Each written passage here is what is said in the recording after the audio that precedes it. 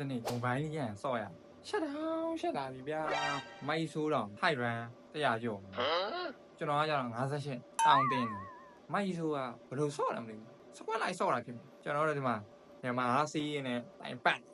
ဝက်ဖိုင်နဲ့ဆော့ရင်အင်ဒိုဆာဘာရောက်ပါတယ်ခုတခါတော့ကောင်းတယ်အင်ဒိုစီးနဲ့မြန်မာစီးနဲ့ဘယ်လိုကွာလဲဆိုရင်အင်ဒိုစီးကကျတော့ဖိလိုက်ကွာတပွဲလုံးနိုင်နောက်ဆုံးကြားမှာရှုံးသွားတယ်အဲ့ဒါအင်ဒိုစီးမြန်မာစီးကကျတော့ဝင်းရံနဲ့ဟိုတာရှုံးပြီ2မတ်စမန်2ဟိုက်ပါငါကိုလိန်ရမှာဆော့တာတို့ချောင်းဘန်းလို့စိတ်ဆိုးသွားတဲ့ကောင်တို့အများကြီးတော့မြန်မာစားပါဆိုမမေးနဲ့ကျွန်တော်ကိုပထမဆုံးဘန်းမဲ့ကောင်က6မယ်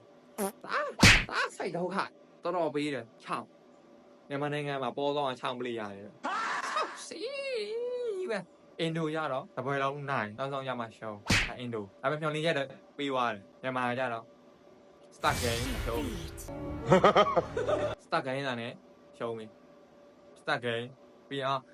အမေကချင်းစေးကိုဝယ်ခိုင်းတာတို့ကိုဈေးသွားခိုင်းတာဆိုတဲ့ကောင်လေးနဲ့ပဲတူတယ်ဒါမြန်မာပဲမိုဘိုင်းကြီးဆော့ရတာအားစိတ်ပင်မဲတယ်ဗျာဆော့တော့မဆော့ချင်တော့အဲကြောင့်မိုဘိုင်းကြီးကျွန်တော်လုံးဝမဆော့တော့ဘူးစိတ်ဒုက္ခတအားပေးတယ်တအားလဲလောင်တယ်အဲကြောင့်မိုဘိုင်းကြီးကျွန်တော်မဆော့တော့ဘူး